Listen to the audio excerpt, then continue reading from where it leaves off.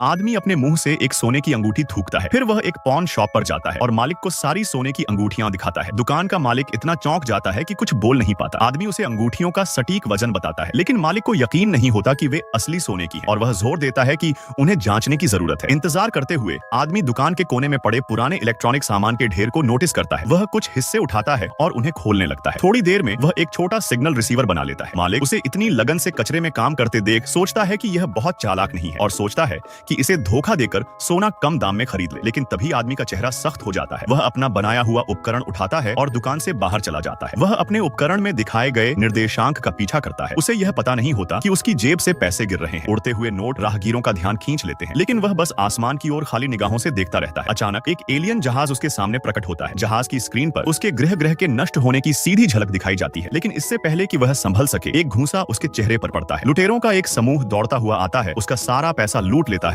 और उसे बुरी तरह पीट देता है। उसी समय वहां से गुजरती एक युवती यह सब देखती है और तुरंत गन निकालकर लुटेरों को डराकर भगा देती है। आदमी की जान बचाने के बाद वह उससे पूछती है कि वह क्या कर रहा है। आदमी बस उसे एक पता बताकर टाल देता है। लड़की उसे उस जगह तक छोड़ देती है। जब आदमी गाड़ी से उतरता है, वह लड़की से कहता है कि उसे उसके साथ रहना होगा। लड़की उसे पागल समझती है और वहां से जाने लगती है। उसी समय आदमी का शरीर अजीब तरीके से बदलने लगता है। वह एक डरावने राक्षसी रूप में बदल जाता है। लड़की डर से जड़ हो जाती है। वह गन निकालती है और आदमी को पीछे हटने के लिए मजबूर करती है। उसे कभी पता नहीं चलता कि जिसके सामने वह खड़ी है वह पृथ्वी का नहीं है। वह देखती है कि आदमी दूर उठते तूफान की ओर चला जाता है। लड़की को बुरा लगता है और वह वापस जाकर उसे बचाने का फैसला करती है, लेकिन विशाल तूफान उसे आगे बढ़ने नहीं देता। इस समय तक आदमी तूफान के केंद्र तक पहुंच चुका होता है। अराजकता के बीच ऐसा लगता है जैसे वह अपने ग्रह लौट आया हो। वहां वह थॉमस न्यूटन को देखता है, जो पृथ्वी पर आने वाला पहला एलियन था। उसकी इस यात्रा का उद्देश्य न्यूटन को ढूंढना था।